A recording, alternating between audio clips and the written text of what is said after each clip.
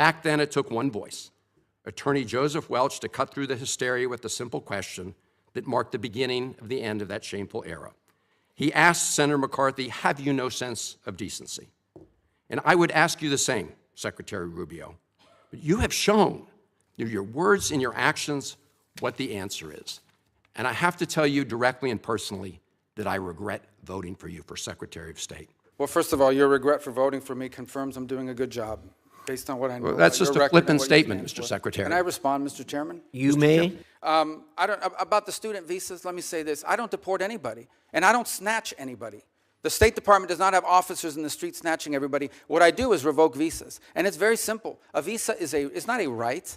It is a privilege. People apply for student visas to come into the United States and study.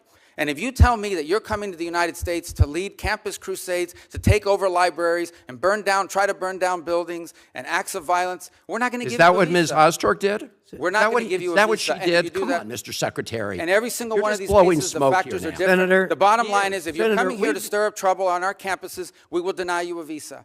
Oh boy, this is one hell of a hearing, folks. A senator looked Secretary Rubio in the face and said he regrets voting to confirm him, clearly expecting that line to land like a knockout punch. Instead, Rubio barely blinked. No panic, no hesitation, no scrambling. He answered like a man who has heard every political trick in the book and already knew exactly where this was going. And once Rubio started responding, the energy in that room changed immediately. What was meant to embarrass him suddenly looked like a setup gone wrong. You could feel the momentum flip in real time.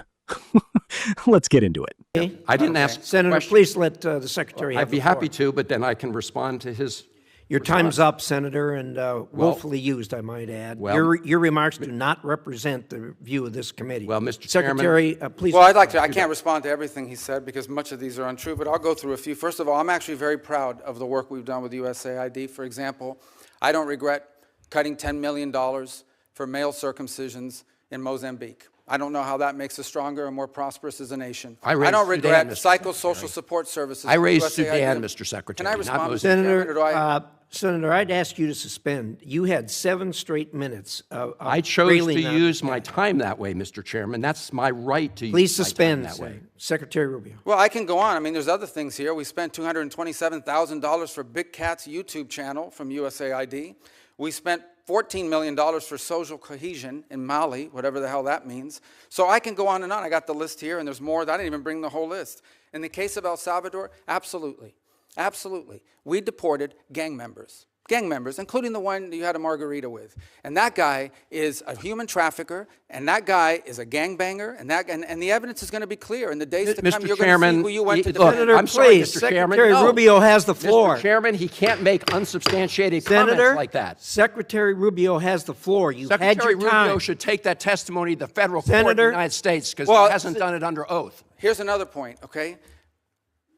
There is a division in our government between the federal branch and the judicial branch. No judge in the judicial branch cannot tell me or the president how to conduct foreign policy. No judge can tell me how I have to outreach to a foreign partner or what I need to say to them. And if I do reach to that foreign partner and talk to them, I am under no obligation to share that with the judiciary branch. Just like a judge cannot order me to negotiate with a foreign minister of Russia, they cannot order me to negotiate with a foreign minister or the president of El Salvador. And if I did negotiate with them, which we have responded to them, and we've told them we've had communications with the president of El Salvador, I am under no obligation under our division of powers in this country and to share with the judicial branch how I conducted diplomacy of the United States. It would actually be counterproductive.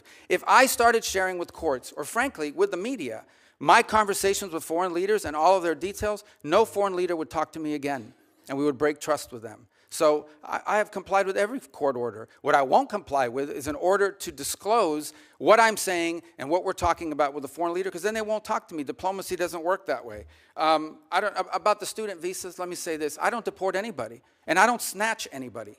The State Department does not have officers in the street snatching everybody. What I do is revoke visas, and it's very simple. A visa is not a right. It is a privilege. People apply for student visas to come into the United States and study.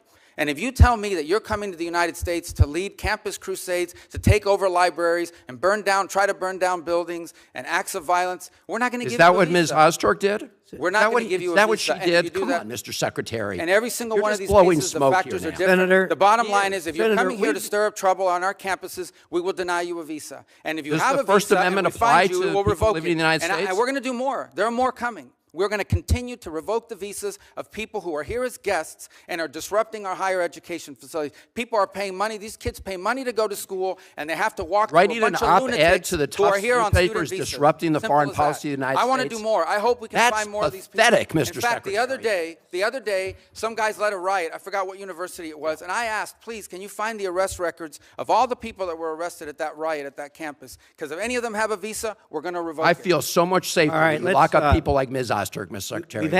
We've had enough time on the subject. Thank you very much. And This was supposed to be one of those viral hearing moments where a senator delivers a dramatic line and the target is left stumbling.